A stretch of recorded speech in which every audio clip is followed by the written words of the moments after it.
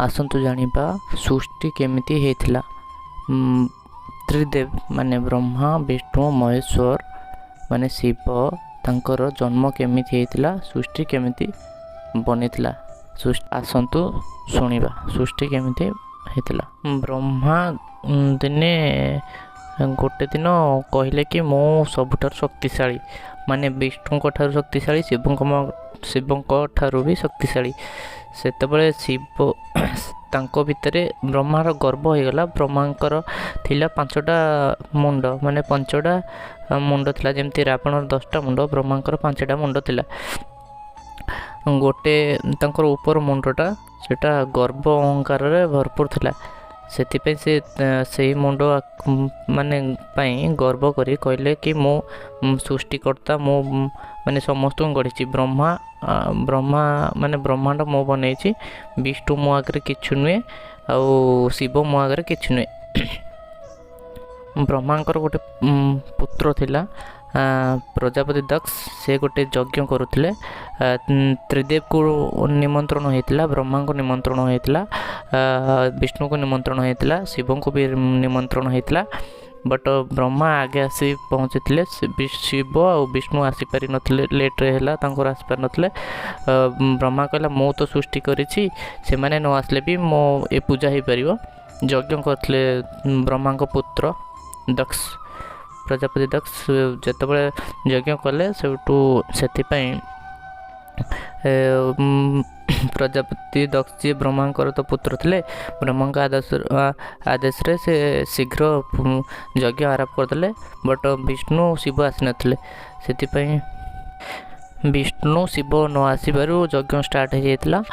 शेष में 2 जन आसिक पहुँचले। यज्ञ सरला परे ब्रह्मदेवंकर अहंकार भांगिया शिव कहले कि मात्र बिना सृष्टि असंभव।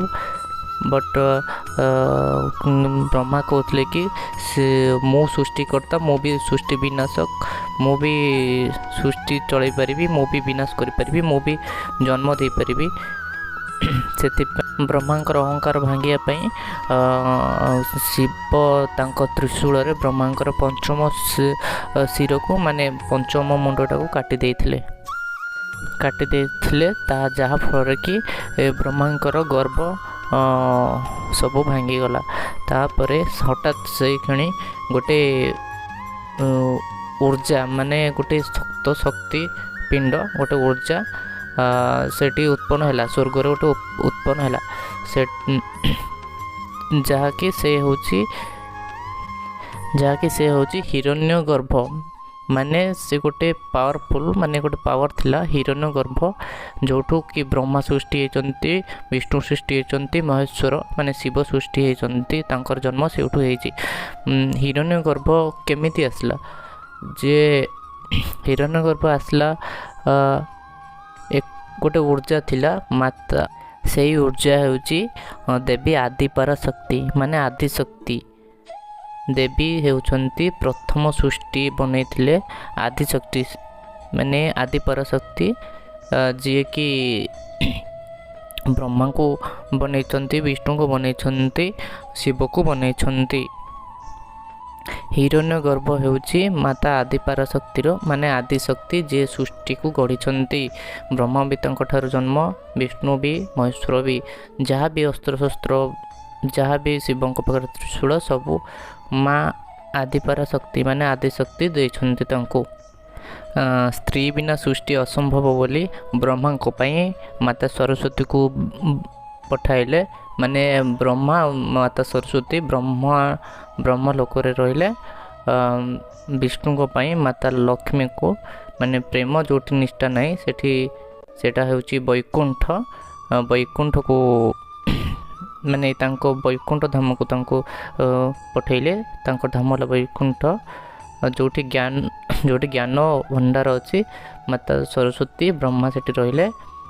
आदिशक्ति निजे शिव ए विषय माने जानवा चाहूले कि आमको किए बनई। शिव प्रथम चेष्टा करते आम केमी आसले, से माता निजे आदिशक्ति शक्ति रूप ଶିବଙ୍କ ସହିତ ରହିଲେ, ମାନେ ମାତା ନିଜେ ଆଦିଶକ୍ତି ତାଙ୍କ ନିଜେ ଗୋଟେ ଅବତାର ନେଇକି ଶକ୍ତି ଦେବୀ ରୂପରେ ତାଙ୍କ ମାନେ ଶିବଙ୍କ ପତ୍ନୀ ରୂପରେ ଶିବଙ୍କ ପତ୍ନୀଙ୍କ ରୂପରେ ଶକ୍ତି ଦେବୀ ରହିଲେ ହିମାଳୟରେ। ସୃଷ୍ଟିର ମେନ୍ ହେଲା ବ୍ରହ୍ମା ବିଷ୍ଣୁକୁ ଯିଏ ବନେଇଛନ୍ତି ସେ ହେଲା ଆଦିଶକ୍ତି, ଯାହାଙ୍କ ପାଖରେ ବହୁତ ଯାହା ବି ଅସ୍ତ୍ରଶସ୍ତ୍ର ବ୍ରହ୍ମାସ୍ତ୍ର, ବିଷ୍ଣୁଙ୍କର ଗଦା ପଦ୍ମଚକ୍ର ଆଉ ଶିବଙ୍କର ତ୍ରିଶୂଳ ସବୁ ଆଦିଶକ୍ତିଙ୍କର ସୃଷ୍ଟି ବନେଇଛନ୍ତି ମାତା ଆଦିଶକ୍ତି। ହିରଣ୍ୟଗର୍ଭ ତାଙ୍କରି ଗୋଟେ ଉର୍ଜା, ସେଇ ପାୱାରଫୁଲ୍, ସେଇ ବଳରେ ବନିଛନ୍ତି ବ୍ରହ୍ମା ବିଷ୍ଣୁ ମହେଶ୍ୱର।